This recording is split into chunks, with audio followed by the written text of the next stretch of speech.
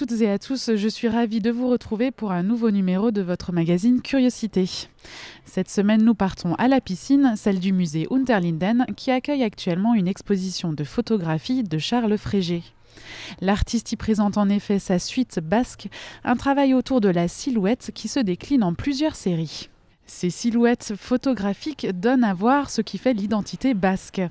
Une identité fortement marquée par l'histoire et le tristement célèbre bombardement de la ville de Guernica en 1937 par les aviateurs de la Légion Condor envoyés par Hitler afin de soutenir le général Franco.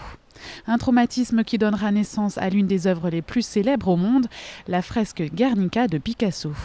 Une œuvre que Charles Frégé réinterprète dans un polyptyque aujourd'hui présenté à Colmar et qui entre en résonance avec une autre œuvre présente dans le musée, la tapisserie Guernica réalisée par Jacqueline de la Baume d'Urbar à la demande de Picasso.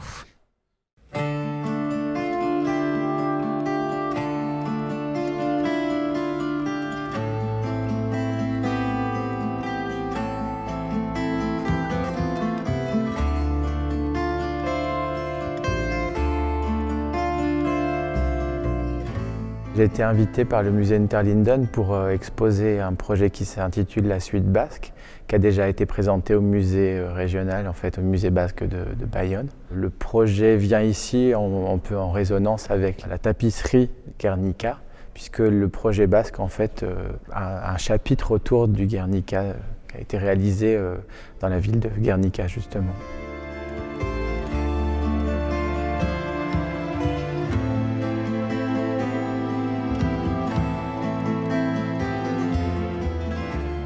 C'est un accident photographique qui a donné lieu à une recherche sur la silhouette et donc d'expérimenter dans chacune des séries présentées dans l'exposition des formes de silhouettes qui peuvent être des silhouettes en papier découpé très traditionnelles comme celles qu'on a dans la vitrine ici de la collection ou alors des silhouettes qui peuvent être photographiées dans des paysages à contre-jour. À la base, on pourrait parler d'ombre chinoise, mais strictement, on est plutôt dans des images faites à contre-jour qui créent des silhouettes qui ne sont pas des silhouettes strictement noires et blanches, mais des silhouettes avec des détails, avec malgré tout une richesse picturale.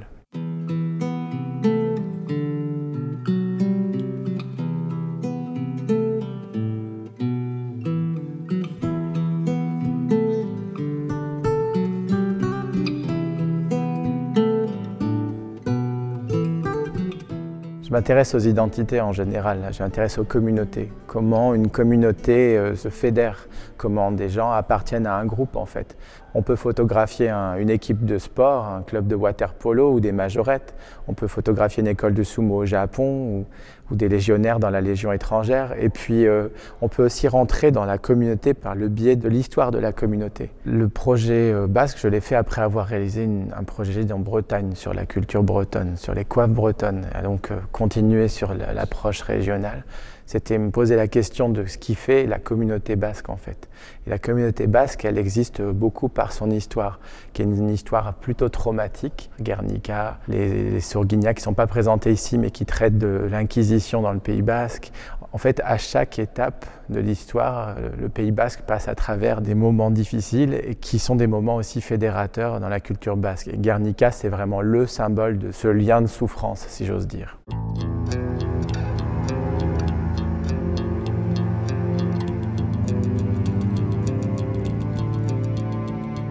C'est un peu un piège de travailler d'après Guernica de Picasso. C'est même vraiment casse-gueule, quoi. On part sur une œuvre qui est relativement abstraite et derrière laquelle on va faire notre propre interprétation. Moi, je suis parti presque sur un travail à l'envers. C'est comme si j'avais voulu retrouver les protagonistes de la peinture de Picasso, de Guernica.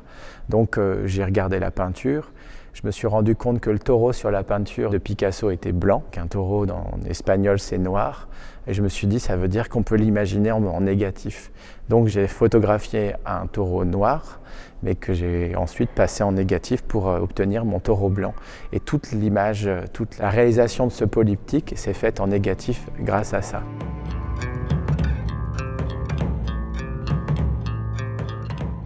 Ensuite, on retrouve la Pietà, on retrouve les gisants, on retrouve le taureau, on retrouve le cheval, on retrouve les gens à l'agonie, la maison en feu, évidemment la lampe. Et j'ai rajouté à ça des personnages qui étaient vraiment impliqués dans ce Guernica, c'est-à-dire on y voit la mort qui rôde, mais on y voit aussi quelque chose d'assez annonciateur qui est sur le côté gauche de ce polyptyque, un tas de vêtements, un tas de valises qui évoquent en fait la suite de cette catastrophe, quoi.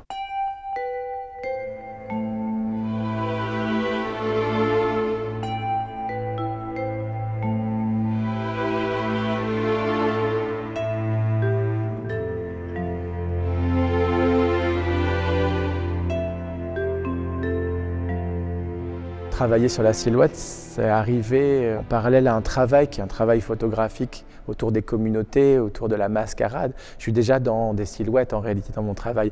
Je photographie des personnages qui sont parfois très fantaisistes. Et là, ce travail de silhouette, ça m'a donné une forme de liberté, faire abstraction en fait. Tout d'un coup, contrairement à ma photographie qui est une photographie très lumineuse dans laquelle tout est éclairé, tout est visible, tout est lisible, là on crée des champs d'abstraction, on crée des zones de densité. On perd une partie de l'image dans du noir, dans parfois des noirs un peu profonds, qui font que la personne qui va regarder chacune des photos ou même les découpages peut se reprojeter à l'intérieur de ces images et y raconter sa propre histoire.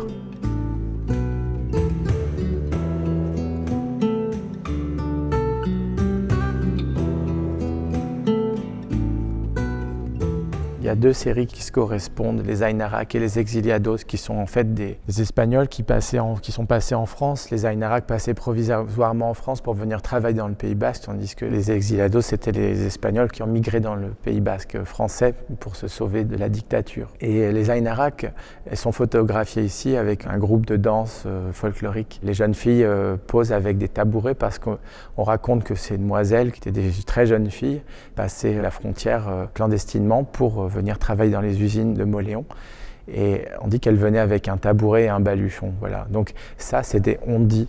C'est comment on raconte l'histoire. C'est-à-dire que ce tabouret devient un objet emblématique. C'est une anecdote qui finit par devenir le symbole de ces silhouettes. Et la question n'est pas de se demander s'il y a une véracité dans ces images. C'est toujours des interprétations. C'est comment maintenant on raconte l'histoire, comment on la représente. Et les groupes folkloriques souvent ont cette façon de raconter l'histoire qui est parfois simplifiée, qui crée des symboles et les symboles qui restent comme des images d'Épinal.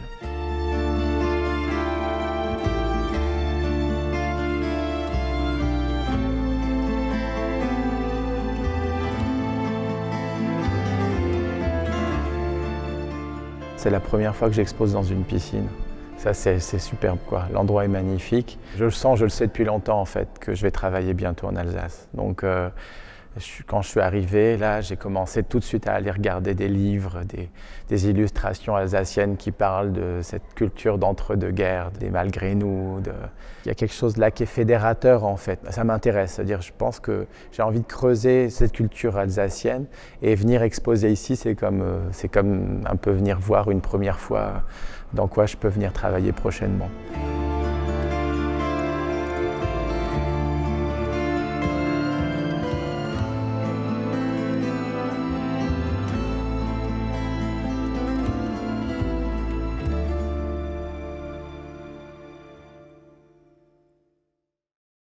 Si vous souhaitez découvrir l'exposition Guernica, la suite basque du photographe Charles Frégé, celle-ci sera visible jusqu'au 22 mai 2017 au musée Unterlinden à Colmar.